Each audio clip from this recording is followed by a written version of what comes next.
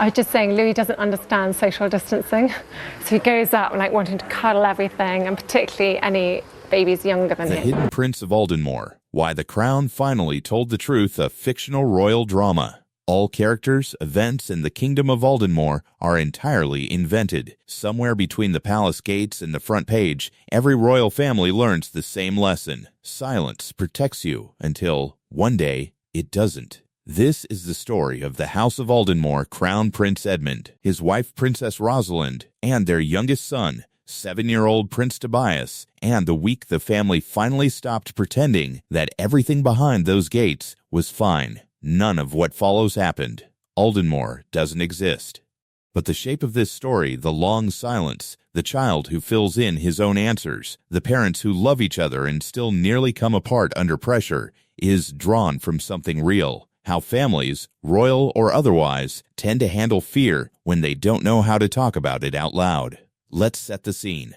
For 2 years, Prince Tobias had missed almost every public event his older siblings attended. No official reason was ever given. The Aldenmore press office offered the same 4 words every time a reporter asked, a matter of privacy. That answer worked for a while. Then, it didn't. To understand why, you have to go back to the spring Tobias turned 5. The year doctors first noticed he startled violently at loud noises, a slammed door, a marching band, the crack of a flag snapping in wind. It wasn't dramatic at first. A flinch here, a hand over the ears there. But by his 6th birthday, Rosalind had started quietly rerouting the family's public calendar around it, moving Tobias out of ceremonies with cannon salutes, keeping him home from the state opening of Parliament, where the honor guard fired blank rounds into the sky. Edmund agreed with every decision, but for different reasons. He'd grown up the second son of a king who treated any sign of sensitivity as weakness to be trained out of a child. Edmund had spent his own boyhood standing rigid through fireworks he was terrified of, because his father believed a prince who flinched in public had failed the family. Edmund swore he would never do that to his own children. So when it came to Tobias, his instinct wasn't caution, it was a wall. No explanations, no details, just quietly pull him from anything that might expose what Edmund saw as his son's most private struggle. For a while, that wall held. But walls built on silence tend to develop their own kind of pressure, and this one was no different. As the months went by and Tobias kept disappearing from event after event with no explanation offered, people started to notice the pattern before they noticed the reason. Commentators speculated about his health. Anonymous sources real or invented.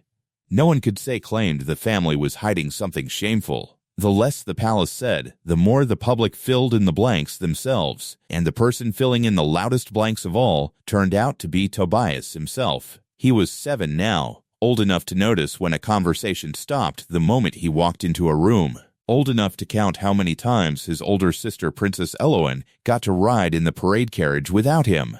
Nobody had explained to him why loud noises made his whole body clench up, why his parents exchanged that particular look whenever an invitation with fireworks arrived. So, the way children often do, he built his own explanation. He decided he must be an embarrassment, not sick. Not different, just not good enough to be seen. That belief came out sideways, the way these things usually do.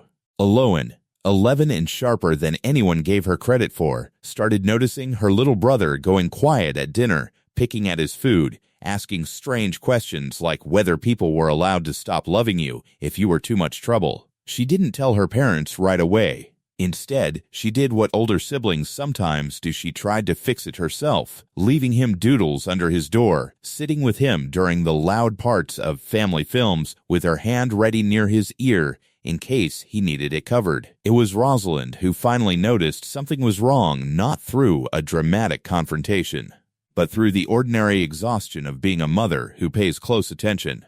She found Tobias one evening rehearsing, quietly, and to no one, an apology. Not for anything he'd done, just an apology for existing the way he did. That was the night she went to find Edmund. Their conversation wasn't a shouting match. It was quieter than that, and harder.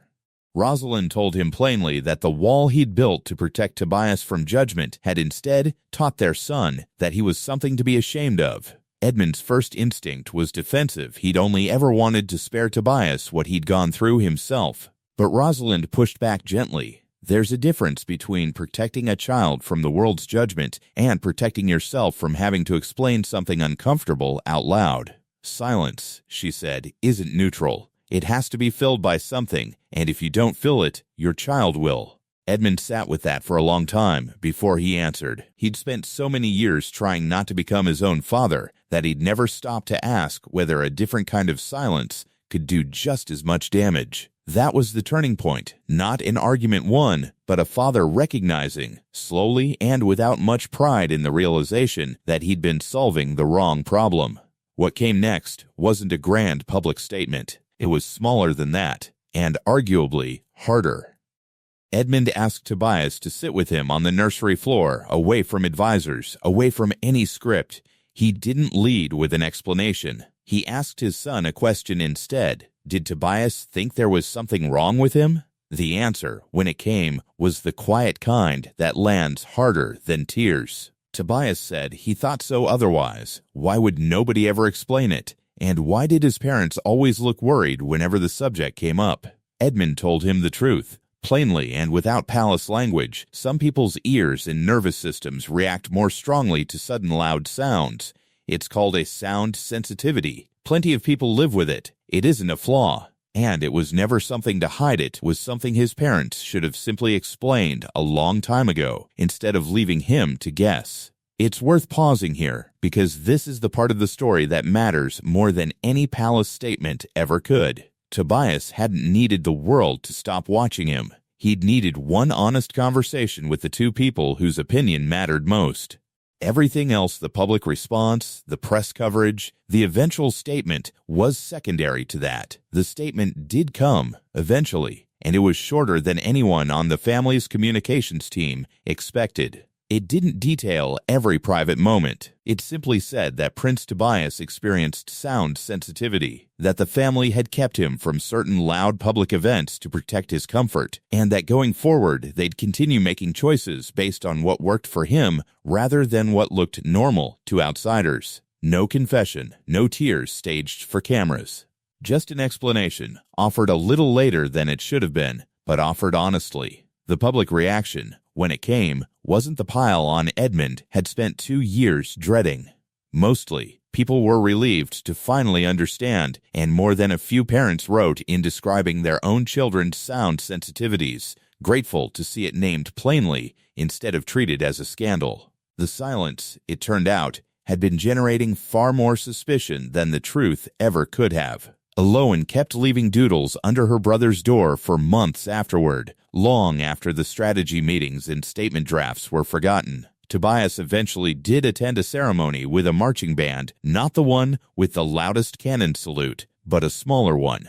With noise-reducing headphones tucked under a formal little cap, an accommodation nobody bothered to hide, because there was finally nothing left to hide. That's the story, imagined start to finish, but built on something true, that children fill silence with the worst possible explanation, that parents often protect their kids from the wrong threat, and that the hardest, least glamorous conversations, the ones that happen on a nursery floor with no cameras and no script, tend to matter more than any statement a palace ever releases. If you were in Edmund's position trying to protect a child you love from a world that judges anything different, what would you have done differently, and when? Tell us in the comments, and thanks for watching. This is a work of fiction. The Kingdom of Aldenmore, Crown Prince Edmund, Princess Rosalind, Prince Tobias, and Princess Eloan are invented characters and do not represent any real person, living or dead, or any real royal family.